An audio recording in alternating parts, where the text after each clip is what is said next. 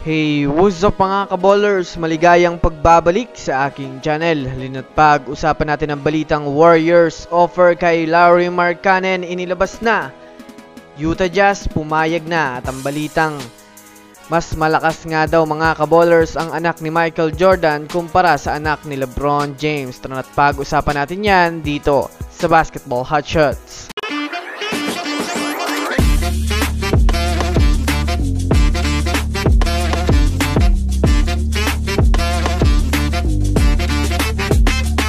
Una nga muna tayong dumako mga kaballers sa balitang mas malakas pa nga daw mga kaballers maglaro ang anak ni Michael Jordan kumpara sa anak ni LeBron James. Well, usap-usapan nga po mga kaballers ngayon sa social media ang pagkukumpara kay Bronny James at Marcus Jordan. Para nga po sa kaalaman ng lahat mga kaballers, mas matanda nga po ang anak ni Michael Jordan. Ikinukumpara nga po mga kaballers ng mga fans kung sino nga daw mga kaballers ang mas magaling na player dito. Kung susumadahin nga natin mga kaballers, hindi nga po nakakatungtong ng NBA itong si Marcus Jordan. Dahil sa hindi na nga po siya nagpatuloy, in short mga kaballers, hindi niya nga po kinarir ang basketball at may gusto siyang gawin.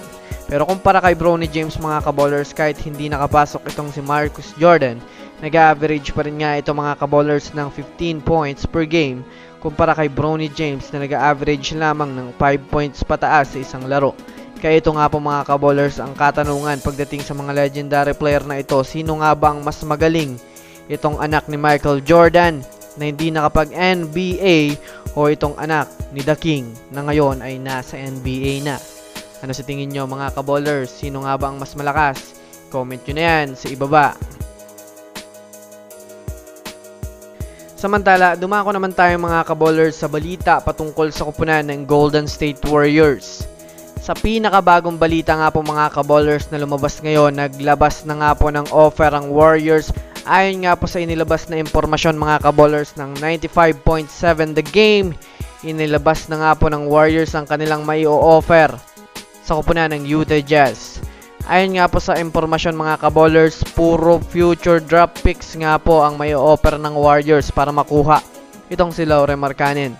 Pero ayon naman nga po mga kaballers sa naging responde ng Utah Jazz, papayag nga daw sila mga kaballers ay kung maibibigay nga po ng Warriors sa kanila ang inaasam-asam nilang player na si Jonathan Kuminga. Kaya naman sa ngayon mga kaballers ay magkakaroon na nga sila ng trade talks patungkol dito. Alam naman nga po natin mga kaballers kung gaano kagusto makuha ng Warriors itong si Lauri Markkanen. Kaya naman abang-abang pa rin tayo mga kaballers sa magiging balita patungkol sa magiging deal nila. So that's it for today's video mga kaballers. Yan lang ang ating pag-uusapan sa ngayon. Pindutin ang subscribe and hit nyo na rin ang notification bell para sa mga susunod na updates sa mundo ng basketball. Again, this is Basketball Hotshots.